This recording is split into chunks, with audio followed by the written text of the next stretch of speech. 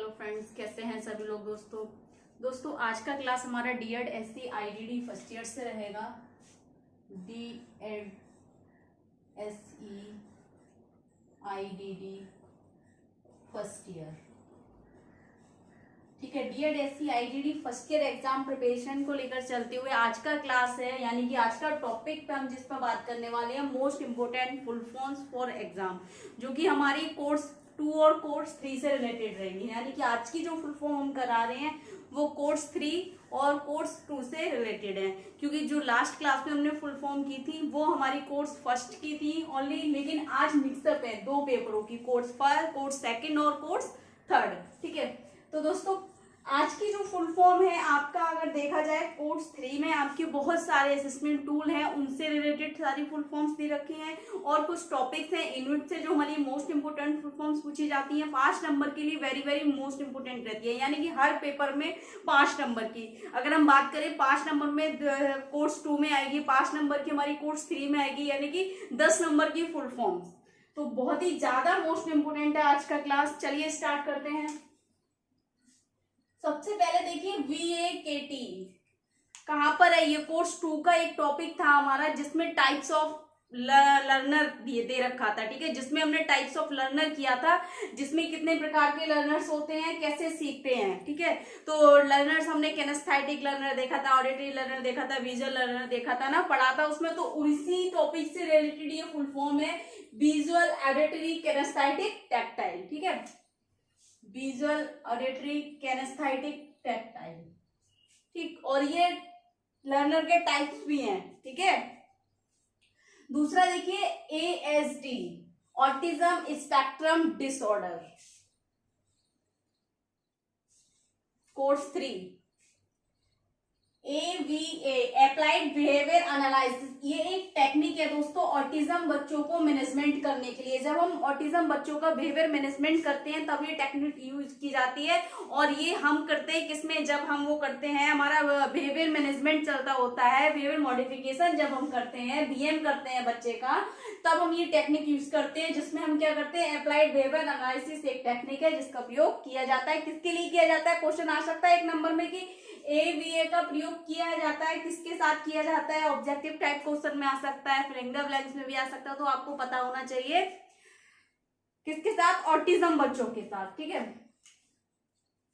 IEP, individualised education programme, व्यक्तिगत शैक्षणिक कार्यक्रम, ठीक है, किन बच्चों के साथ किया जाता है, तो उसमें ऑप्शन होगा ऑटिज्म बच्चे या विशेष आवश्यकता वाले बच्चे, सभी बच्चे। तो IEP एक ऐसा कार्यक्रम है जो सामान्य या विशेष आवश्यकता वाले दोनों बच्चों के साथ ये किया जा रहा है। MDT, मल्टी डिसिप्लिनरी टीम, बहु अनुशासित समूह, यानी कि बहु अनुशासित समूह जब एक विशेष आवश्यकता वाले बच्चे के साथ कोई विशेष शिक्षा का कार्यक्रम, या हम कह सकते हैं शीघ्र हस्तक्षेप कार्यक्रम चल रहा है, तो उसके साथ जो सेवा प्रदान की जाती है, जो सर्विसेज उन्हें दी जाती है, तो कौन देता है, मल्टी डिसिप्लिनरी टीम मिलकर किसी बच्चे की सहायता करती है, ठीक। नेक्स्ट देखिए SLD, स्पेसिफिक लर्निंग डिसेबिलिटी, विशिष्ट अधिगम अक्षमता, ठीक है।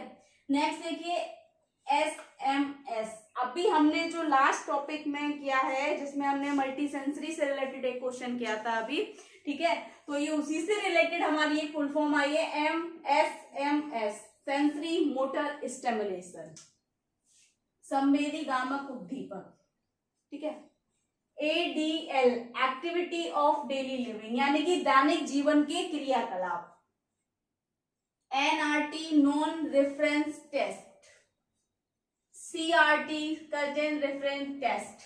ये हमारे सभी किससे, ये हमारा अगर देखा जाए कोर्स 2 में है, ये सारी मोस्ट इंपोर्टेंट टॉपिक है। ये टॉपिक्स मैंने पूरे यूनिट्स आपको ये करा रखे हैं, 5 नंबर में पूछने जाने वाले ये टॉपिक हैं सारे, ठीक। नेक्स्ट देखिए CBA, curriculum based assessment, course 3 से है ये, करिकुलम बेस्ड असेसमेंट, यानी कि पाठ्यक्रम आधारित आकलन। कार्ड्स, चाइल्डहुड ऑटिज्म रेटिंग, इसके लिए एक असेसमेंट टूल है, किसका है, ऑटिज्म बच्चे के लिए, जिससे हम असेस करते हैं। तो CARS, childhood autism rating scale, ठीक। ISAA, Indian scale for assessment of autism, assessment tool है, ये भी ऑटिज्म बच्चों के लिए है। ICF international classification of functioning,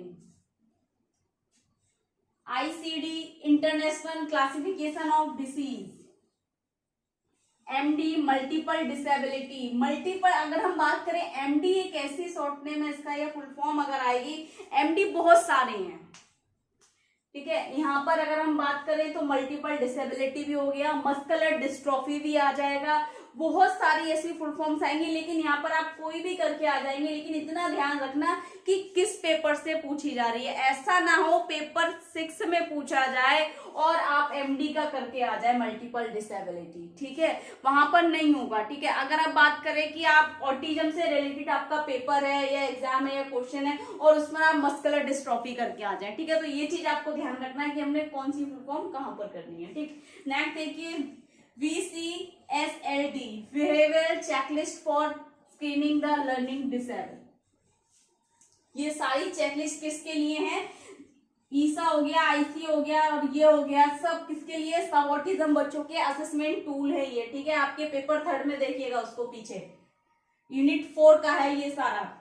DTLD diagnostic test of learning disorder disability, very very most important ये, ठीक। और DTRD ये जो दोनों है ना थोड़ी सेम हो रही है, मैचिंग हो रही है, तो ये चीज थोड़ा ध्यान रखना, कहीं गलत मत कर देना, बस लास्ट के ही चेंज है। इसमें diagnostic test of learning disability, इसमें diagnostic test of reading disorder है, ठीक है। और ये हमारा दोनों किसके लिए है? लर्निंग डिसेबिलिटी वाले बच्चों, अधिगम अक्षमता वाले बच्चों के लिए। FBA फंक्शनल बिहेवियरल असेसमेंट किसके लिए है? ये फंक्शनल बिहेवियरल असेसमेंट हमारा अगर हम बात करें LD बच्चों के लिए भी है और ऑटिज्म बच्चों के लिए भी है, ठीक है। ADD अटेंशन डेफिसिट डिसऑर्डर, ये टाइप है किसका? ऑटिज्म बच्चों का, ठीक है। PACS picture exchange communication system. MD muscular dystrophy, जैसे मैंने अभी आपको कराया था MD मल्टीपल डिसेबिलिटी, तो दूसरा इसका आ गया muscular dystrophy. Muscular dystrophy multiple disability क्या है? मल्टीपल डिसेबिलिटी बहुविकलांगता से संबंधित है, यानी कि मल्टीपल डिसेबिलिटी बहुविकलांगता है, 2 या 2 से अधिक प्रमाणित विकलांगता है, बहुविकलांगता है। अब ये मस्कुलर डिस्ट्रोफी आपका जो आ गया, मस्कुलर डिस्ट्रोफी दोस्तों मांसपेशीय क्षरण, जो एक शारीरिक अक्षमता का प्रकार है, जिसमें क्या है, एक धीरे धीरे बढ़ती हुई कमजोरी मांसपेशियों के कारण, और जिसका एक बहुत बड़ा शारीरिक विकलांगता का रूप धारण कर लेती है और वह स्थायी हो जाती है, जो कि कभी बदली नहीं जा सकती। मस्कुलर डिस्ट्रोफी यानी कि मांसपेशीय क्षरण, और ये एक ऐसी शारीरिक विकलांगता है जो जन्म के बाद होती है, जन्म से पहले नहीं होती। अगर हम बात करें सारी डिसेबिलिटी, कहीं ना कहीं कोई ना कोई कॉज उनका क्या रहता है कि क्या होगा, बाइनेटल होगा या पोस्टनेटल होगा या नेटल होगा या जन्म के बाद होगा, बाई बर्थ होगा, लेकिन ऐसा नहीं है। ये एक ऐसी डिसेबिलिटी है जो आपके 3 साल बाद होती है बच्चे को, ठीक है। मस्कुलर डिस्ट्रोफी मांसपेशीय क्षरण, ध्यान रखना, क्वेश्चन आ सकता है।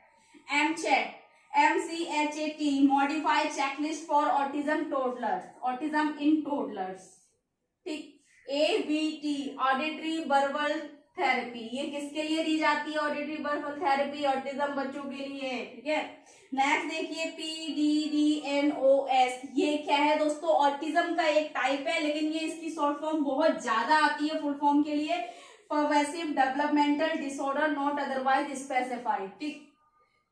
DSM-5 diagnostic and synthetical manual of mental disorder, ये भी पूछा जाता है। अब इसमें से आप देख लीजिए ऑटिज्म का कौन सा है और लर्निंग का कौन सा है। लर्निंग की अगर हम बात करें तो बहुत कम थी लर्निंग की, एक ये हो गई, एक ये हो गई आपकी DTLD, DTRD हो गया आपका लर्निंग से रिलेटेड, ठीक। और हमने अभी क्या, फंक्शनल बिहेवियर असेसमेंट हो गया आपका, ठीक।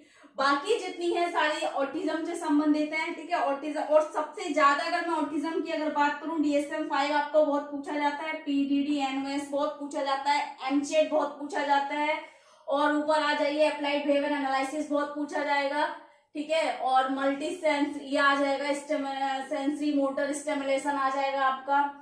Activity of daily living paper 3 के लिए मोस्ट इंपोर्टेंट नहीं, पेपर 6 के लिए मोस्ट इंपोर्टेंट है ALD activity of daily living, ठीक है। और ये पेपर 3 का, ठीक। कार्ड्स आपका पूछा जा सकता है, तो ये जितनी हमारी पेपर 2 से और पेपर 3 से जितनी भी हमारी रिलेटेड फुल फॉर्म्स थी वो मैंने आज आपको करा दी। अब आपका बचता है पेपर 4 और पेपर 5 और 6। तो इन तीनों पेपरों की मैं मिक्सअप कराऊंगी। आज भी कम से कम 20 फुल फॉर्म कराई होगी। 1 2 3 4 5 6 7 8 9 10 11 12 13 14 15 16 17 18 19 20 21 22 23 24 25 26 27 27 फुल फॉर्म्स हो गई आपकी, यानी कि लास्ट क्लास से ज्यादा हो गई। लास्ट क्लास में हमारी 22 थी ओनली, ठीक है। तो ये आपकी 2 पेपरों की होगी, ठीक है, यानी कि कोर्स 2 और कोर्स 3। बाकी इसके अलावा अगर आपको कुछ समझ नहीं आ रहा है, कुछ डाउट लग रहा है, कुछ पूछना है तो कमेंट बॉक्स में जाके कमेंट करें। ज्यादा से ज्यादा वीडियो लाइक करें, चैनल को सब्सक्राइब करें, बेल आइकन को प्रेस करें ताकि नेक्स्ट आने वाली क्लास आप तक पहुंचती रहे। दोस्तों थैंक यू सो मच।